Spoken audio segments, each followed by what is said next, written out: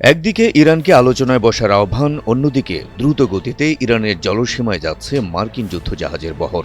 Donald Trump এমনই এক দ্বিমুখী চরিত্রের এক অদ্ভুত মানুষ। ইরানের সঙ্গে তিনি কি যুদ্ধে জড়াতে চান নাকি পিছিয়ে আসতে চান তা যেন বুঝতে পারছেন না খোদ সমর বিশ্লেষকরাও। তবে দেশটি যখন মার্কিন যুক্তরাষ্ট্র, সেখানে বিষয়টাকে হালকাভাবে দেখার কোনো সুযোগ নেই, হালকাভাবে নেয়নি ইরানও। তাই তো যুক্তরাষ্ট্রের সঙ্গে আলোচনার পথ খোলা রেখেও ভেতরে ভেতরে নিজেদের শক্তভাবে প্রস্তুত করছে দেশটি। সামরিক বহরে একের পর এক যুক্ত করছে শক্তিশালী সমরাস্ত্র।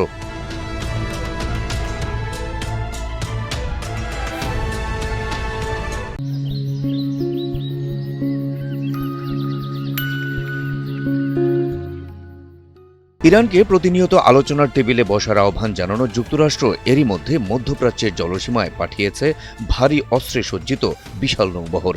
সবশেষ সেই নৌবহরে যুক্ত হয়েছে দেশটির career strike group USS Abraham Lincoln. সূত্র জানায়, 3টি ফুটবল মাঠের সমান এই নৌযান রণাঙ্গনের সর্বাধুনিক প্রযুক্তিতে সুসজ্জিত।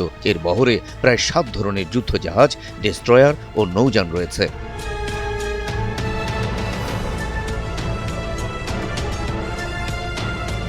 এদিকে পিছিয়ে নেই ইরানও। ডোনাল্ড ট্রাম্পের হুমকির বিপরীতে চোখ রাঙানি দিচ্ছেন দেশটির সর্বোচ্চ নেতা আয়াতুল্লাহ আল খামেনি। বুধবার ইরানের রেভলিউশনারি গার্ডস কর্পস একটি নতুন ভূগর্ভস্থ ক্ষেপণাস্ত্র ঘাঁটি উন্মোচন করেছে, যা মাথা ব্যথার কারণ হয়ে দাঁড়িয়েছে মার্কিন বাহিনীর। শুধু তাই নয়, যুক্তরাষ্ট্রের সামরিক প্রস্তুতির বিপরীতে ইরান তার নৌবাহিনীর সবচেয়ে শক্তিশালী অস্ত্র হিসেবে সাবমেরিন বহরকে সামনে নিয়ে আসছে। বিশেষ করে রাশিয়ার প্রযুক্তিতে তৈরি কিলার ক্লাস সাবমেরিনগুলোর খবর সামনে আসায় মার্কিন নৌবাহিনীর কপালে পড়েছে চিন্তার ভাঁজ।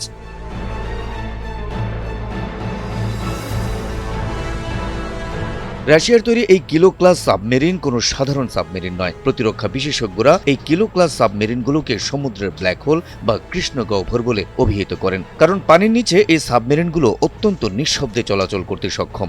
প্রায় 74 মিটার দীর্ঘ এই সাবমেরিনগুলোতে বিশেষ ধরনের অ্যানেকোয়িক টাইলস ব্যবহার করা হয়েছে। হ্যারি পটারের অদৃশ্য হওয়ার পোশাকের মতোই এই টাইলসগুলো সাবমেরিনকে রাডারের চোখ থেকে আড়াল করে রাখে, ফলে প্রতিপক্ষের সোনার সিস্টেমকে এরা ফাঁকি দিতে পারে নিখুঁতভাবে।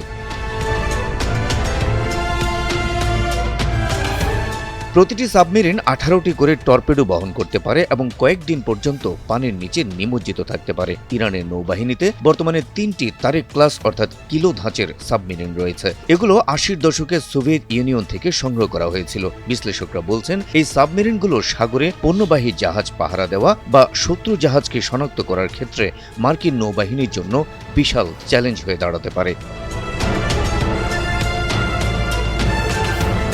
বিশ্লেষকরা বলছেন, এবার যুক্তরাষ্ট্র এবং ইরান উভয়ের দিক থেকেই চূড়ান্ত যুদ্ধ প্রস্তুতিতে রয়েছে। আলোচনার পথ রুদ্ধ হলে কিংবা আলোচনায় কোনো সমাধান না এলে হয়তো শিগগিরই আরও একটি ভয়ঙ্কর যুদ্ধের শুরু দেখতে যাচ্ছে বিশ্ব, যা শুধু যুক্তরাষ্ট্র আর ইরান নয়, ছড়িয়ে পড়তে পারে পুরো মধ্যপ্রাচ্যে।